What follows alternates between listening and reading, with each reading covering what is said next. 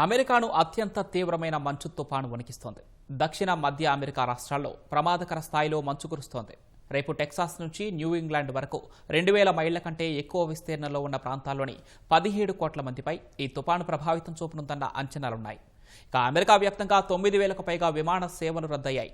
ఆసుపత్రులు విద్యుత్ అంతరాయాలను ఎదుర్కోకుండా రాష్ట్రాల ప్రభుత్వాలు వందల కొద్దీ జనరేటర్లను అందుబాటులో ఉంచేందుకు చర్యలు తీసుకుంటున్నాయి.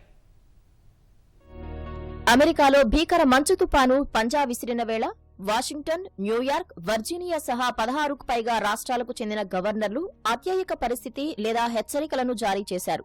ప్రజలంతా ఇళ్లల్లోనే ఉండాలని, అత్యవసరమైతే తప్ప బయటకు రావద్దని సూచించారు. భారీగా హిమపాతం, వర్షపాతం నమోదవుతోంది.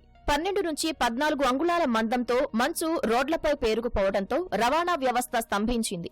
అనేక ఇళ్లు, వాహనాలను మంచు కప్పేసింది. అమెరికా వ్యాప్తంగా శనివారం, ఆదివారం కలిపి 9000కు పైగా విమాన సర్వీసులు రద్దయ్యాయని flight tracking website FlightAware వెల్లడించింది. ఎయిర్ ఇండియా కూడా ఢిల్లీ, ముంబై నుంచి న్యూయార్క్, నెవార్కుకు రోజువారీ సేవలందించే విమానాలను ఆదివారం, సోమవారం రద్దు చేసింది. తుపాను ధాటికి చెట్లు విరిగిపడుతున్నాయి. విద్యుత్ లైన్లు తెగిపోయి పలు ప్రాంతాల్లో సరఫరా నిలిచిపోయింది. మొత్తంగా లక్షల మంది విద్యుత్ అంతరాయాలను రోజుల తరబడి ఎదుర్కొనే అవకాశాలు కనిపిస్తున్నాయి. వచ్చే వారంలో అమెరికా జనాభాలో సగం మంది 0 డిగ్రీల కంటే తక్కువ ఉష్ణోగ్రతలు అనుభవిస్తారని నేషనల్ వెదర్ సర్వీస్ తెలిపింది.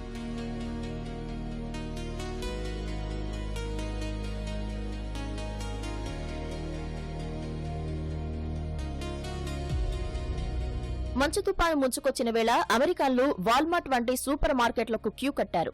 నెల రోజులకు సరిపడా నిత్యావసరాలను ముందే కొనుగోలు చేస్తున్నారు. పండ్లు, పాలు, బ్రెడ్, విటమిన్ సి టాబ్లెట్లు, బ్యాటరీలు, ఔషధాలను, దుప్పట్లను కొనుగోలు చేస్తున్నారు. చాలా సూపర్ మార్కెట్లలో అవుట్ ఆఫ్ స్టాక్ బోర్డులు దర్శనమిస్తున్నాయి. మంచు తుపాను దక్షిణాది రాష్ట్రాల్లో పూర్తిగా విస్తరించాక అది క్రమంగా ఈశాన్యం దిశగా పయనిస్తుందని అమెరికా జాతీయ వాతావరణ శాఖ ఇప్పటికే అంచనా వేసింది. మొత్తంగా ఈ తుపాను ధాటికి 19 రాష్ట్రాలు ప్రభావితం కానున్నాయని తెలిపింది.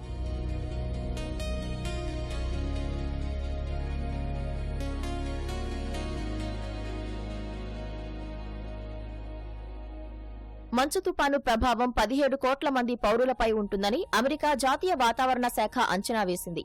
ఉత్తర కరోలినా, దక్షిణ కరోలినా, జార్జియా వంటి రాష్ట్రాల్లో తీవ్ర ప్రభావం ఉండనుందని పేర్కొంది. కొన్ని చోట్ల ఉష్ణోగ్రతలు -50 డిగ్రీల వరకు పడిపోతాయని, ప్రజలంతా అప్రమత్తంగా ఉండాలని హెచ్చరించింది. ఇళ్లలో హీటింగ్ వ్యవస్థల పనితీరును సరిచూసుకోవాలని సూచించింది. షికాగో సహా ఇతర నగరాల్లో పాఠశాలలకు సెలవు ప్రకటించారు.